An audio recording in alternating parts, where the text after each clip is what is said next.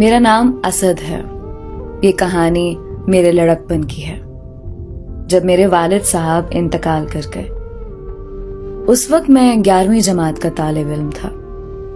والد صاحب کے بعد بڑا ہونے کے ناطے گھر کی ساری ذمہ داری مجھ پر آ گئی. اس وقت میرے کالج کی ایک لڑکی تھی جو ہر روز واٹس ایپ پر اداس سٹیٹس لگاتی تھی. میں روز اس کے سٹیٹس دیکھ کر سوچتا کہ آخر کیوں یہ اتنی اداس ہوگی. میرا دل بہت کرتا تھا کہ اس سے اس کا مسئلہ پوچھوں اور تسلی دوں، لیکن میں جھجک میں نہیں پوچھ سکتا تھا.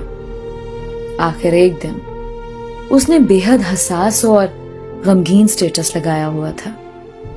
میں پوچھے بنا رہ نہ سکا اور پوچھ ہی لیا کہ آپ اتنے اداس سٹیٹس کیوں لگاتی ہیں؟ وہ بولی، کیا بتاؤں آپ کو بتا کر کیا ملے گا؟ میں نے اسے تسلی دی کہ شاید میں کوئی مدد کر سکوں. میرے بہت اصرار پر آخر وہ بول پڑی. اس نے بتایا کہ بہت وقت سے وہ کسی لڑکے کو پسند کرتی ہے دل و جان سے، لیکن اس کو اس لڑکے نے دھوکہ دیا ہے. میں خود بھی یہ سن کر پریشان ہوا اور اسے خوب تسلی دینے لگا.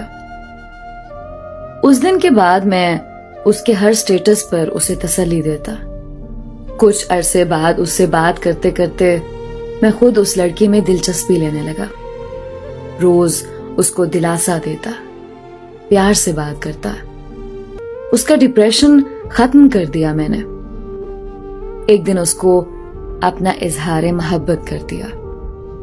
وہ بھی خوش ہو گئی اور مجھے بولی کہ آپ بہت اچھے انسان ہو، میں بھی آپ سے پیار کرنے لگی ہوں. یوں ہمارے پیار کا قصہ شروع ہوا.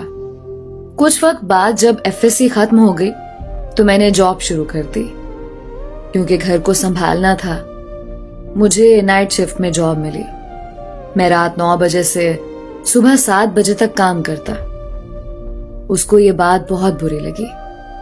وہ چاہتی تھی میں یہ جاب نہ کروں. اس نے رات کو جلدی سونا شروع کر دیا اور مجھے کہتی کہ میں نہیں جاگ سکتی تمہارے انتظار میں. میں بھی مجبور تھا. وقت کا مارا ہوا، قسمت کے آگے بے بس. میں جاب نہیں چھوڑ سکتا تھا. آہستہ آہستہ ہماری بات بہت کم ہو گئی. وہ بہت چڑھنے لگی، مجھ سے بدتمیزی کرنے لگی، ہر بات میں ناراض ہو جاتی.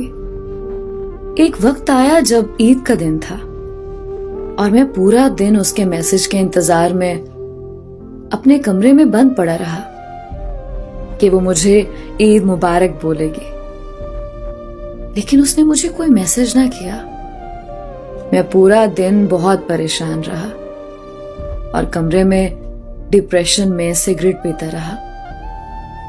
مسلسل ایک ذہنی اذیت میں تھا کہ آخر وہ کیوں کر رہی ہے ایسا.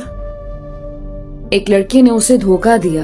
میں نے اسے ٹینشن سے نکال کر ایک نارمل لائف کی طرف لے آیا اور اب وہ میرے ساتھ ایسا کیوں سلوک کر رہی ہے؟